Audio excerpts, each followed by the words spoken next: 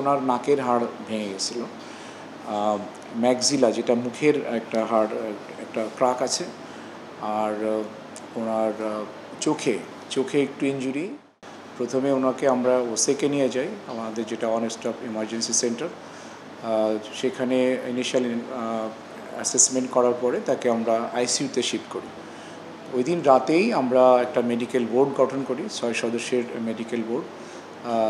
যে বোর্ডের সদস্য ছিলেন ENT specialist, eye specialist, neurosurgeon এবং আমাদের অ্যানেস্থেশিয়া বা আইসিইউর যে প্রধান।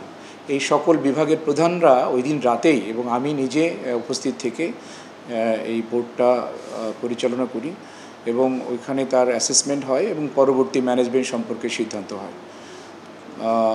উনি আগে যে হাসপাতালে ছিলেন, ইসলামী ব্যাংক হসপিটাল, সেখানে একটা সিটি স্ক্যান করেছিলেন।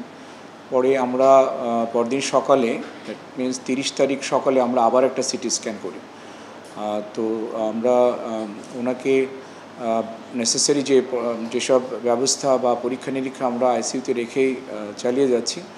বর্তমানে উনি স্টেবল আছেন এবং কথাবার্তা বলছেন বা লিকুইড ডায়েট উনি খেতে পারছেন বা খাচ্ছেন। ওনার যে সমস্যাগুলো ছিল সেটা মূলত 4টা সমস্যা। একটা হচ্ছে ওনার নাকের হাড় ভেঙে গেছিলো, ম্যাক্সিলা যেটা মুখের একটা হাড়, একটা ক্রাক আছে। আর ওনার চোখে একটু ইনজুরি, যেটা আমরা সাবকনজাংটিভাল হ্যামোরেজ বলি। সেখানে ডান চোখে এরকম হ্যামোরেজ আছে। আর যেটা নিয়ে আমরা একটু কনসার্ন সেটা হচ্ছে ওনার কিছু ইন্ট্রাক্রেনিয়াল হ্যামোরেজ ছিল, যদিও খুব বেশি না, এটা অল্প পরিমাণে ছিল। এবং আমাদের যে সিটি স্ক্যান পরবর্তীতে আমরা করেছি, আমরা দেখেছি যে এটা রিজলভ হয়ে গেছে মোটামুটি।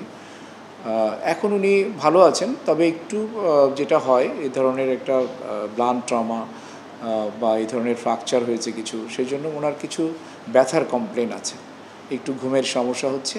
এটাই উনি আমাকে আজকে একটু আগে যখন আমি দেখে আসলাম আমাকে জানালেন।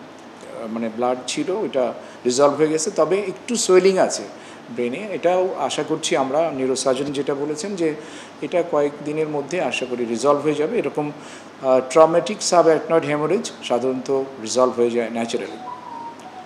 আজকে আমরা একটু পরে আবার বসবো, একটা বোর্ড হবে, আবার ওনাদেরকে নিয়ে আমি নিজে বসবো। তখন সিদ্ধান্ত হবে আসলে আমরা কখন ওনাকে ছাড়তে পারবো বা ওনাকে আইসিইউ থেকে কখন আমরা কেবিনে শিফট করতে পারবো।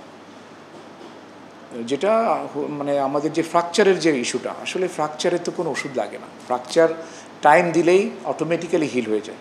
তো এখন এইসব ফ্র্যাকচার হিল হতেও ধরুন 4 থেকে 6 সপ্তাহ সময় লাগবে, কিন্তু তার জন্য ওনাকে কিন্তু হাসপাতালে থাকাটা জরুরি না। উনি হয়তো উইদিন 1 উইক হাসপাতাল থেকে চলে যেতে পারবেন এবং তারপরে বাসায় রেস্ট নিলে এটা কিছুদিনের মধ্যেই, এই যে ফ্র্যাকচারের কথা বললাম, ওনার ফ্র্যাকচারের যে বৈশিষ্ট্য হচ্ছে যে ফ্র্যাকচারগুলো ডিসপ্লেসড না, মানে জায়গায় আছে, জাস্ট টাইম দিলেই হিল হয়ে যাবে। জি, ম্যাক্সিলা। জি, অল্প। না, পানি জমে না, এরকম কিছু না।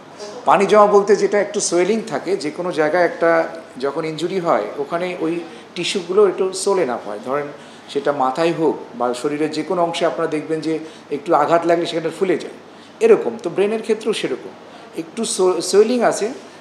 এটা যেটা আমি বললাম ন্যাচারাল প্রসেসে মানে কমে যাবে।